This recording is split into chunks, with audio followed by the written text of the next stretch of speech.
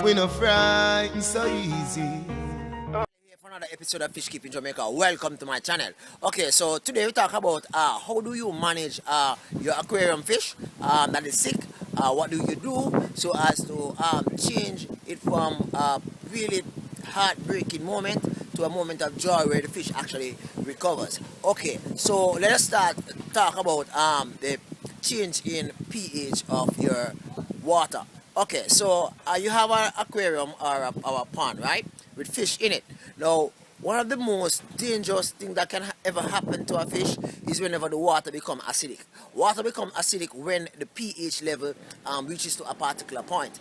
So as to neutralize the pH level that exists within your aquarium, you can use baking soda. It is 1 teaspoon of baking soda for every 5 gallons. You have to be very careful, however, with baking soda, or else you might just end up poisoning your fish, right? And it's best if you actually adjust the pH within your aquarium tank or pond when the fish is not in it. So you would have a pH strip and you actually use the baking soda so as to adjust the pH level within that aquarium. I've spoken about this already in another video, but I'll just mention it again. Another way in which you can guarantee, or should I say, you can ensure that your fish is actually safe within that aquarium space is the use of vinegar.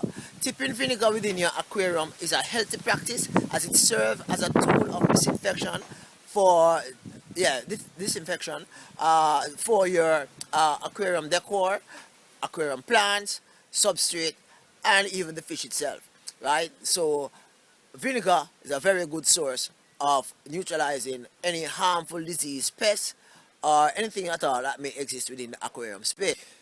The use of salt within your aquarium is also another ingenious, is also another creative means of actually boosting the immune system of the fish. You see, fish actually use what you call slime so as to be able to fight off disease and pests, right?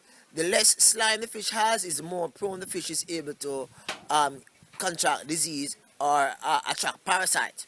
Thus, the addition of salt, usually I use what I call core salt, to your aquarium space increases the amount of slime on the fish coating itself. So therefore, what I tend to do is 1 teaspoon of salt, aquarium salt or core salt, to every 10 gallons of water, and you will do this periodically, probably once per week. You do this as you do water change, right? In addition to the salt, you also add a piece of garlic. Now, garlic is an excellent means of boosting the your aquarium fish immune system. Adding, crushing or blending, should I say, a peg of garlic within that aquarium space, you will realize that it have a little smell, yes, but after a while it's gone. You blend it, you throw it into, you place it into the aquarium, and your aquarium fish will love it for this as the immune system builds up. So far we have looked at baking soda, vinegar, and garlic. The fact that stress can cause fish to get sick. I've shared with you also that poor water quality can also get the fish sick.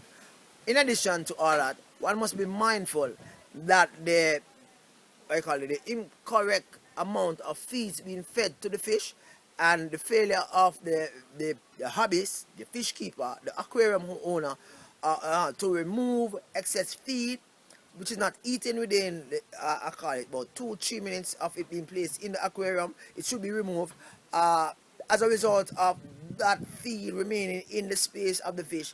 It rots and it becomes now a toxic pool, a toxic water, and in the future it might end up be the result of fish being, what I call it now, being dead. Clay, I've mentioned this already in another video, so I won't stress it much, right? But I'm just using some common practical ways in which you can go about to manage the toxicity that might exist within your aquarium space. The use of clay and other really good substrate within your aquarium space can serve as a deterrent for fish disease, parasites, or whatever might end up harming your fish, right? So this is this is good. Mixing with even on the backyard dirt, a little clay, that is awesome, as it contains really important nutrients that your fish will love you for. Another thing in which a lot of persons tend to ignore is the fact that they tend to stress their fish, and because they stress their fish, this tend to decrease the health in which they have. Right, when fish is stressed, it causes a lot of ripple effect. Right, it causes a change in their appetite. It causes a change in how they relate to other fish within the space, and as a result of that, the fish might end up dying. Right, stressing fish. I've done a video on that, so you can look at that. And in that video, I actually explain ways in which a fish may get stressed. However, in preventing stress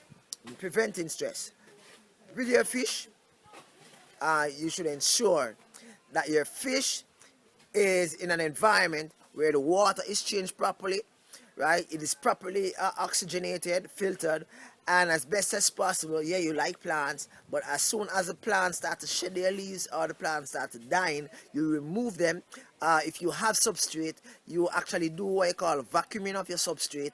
And sometimes you might call, because you have the substrate, you have the plants and all that, you might have to remove the substrate and everything and do a deep cleaning and actually replace the substrate, taking out the fish for a while, you know, changing the water and all that, because what happens is that the waste within the aquarium tends to settle at the base of the aquarium. Worse if you have like a HOB filter or a sponge filter, and not one that actually digs up the substrate itself. What you find is that there's a lot of waste in the aquarium, although the aquarium look clean, and as a result, over time, the fish is actually poisoned with all these toxic, toxic fumes that is coming from the substrate.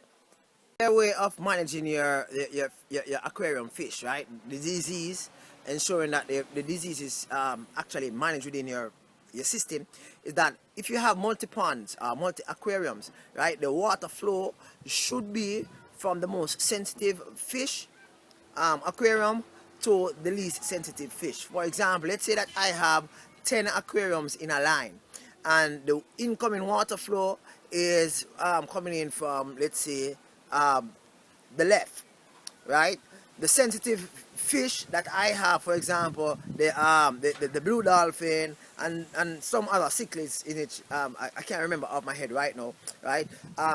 You place them so that the water that is coming in will actually filter through their aquarium first, and then it will continue down the line. This is just a strategy being used by fish farmers that has a centralized filtration system. For persons having individualized filtration system, that's a total different kettle of fish. But for centralized filtration system, you would put the most sensitive fish first and the least sensitive fish at the end. So therefore, if I have as I said, 10 aquarium, I would put the blue dolphin at the front, in which the water would be filtered first, and at the end I would have the, let's say, I would have some guppies or swordtail or mollies right at the end.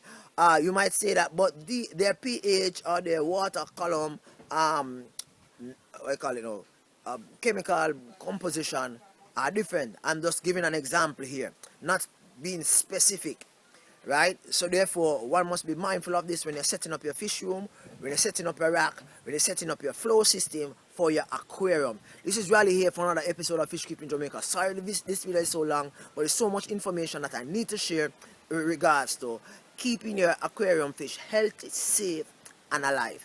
Thank you very much. Bye-bye for now. Cool.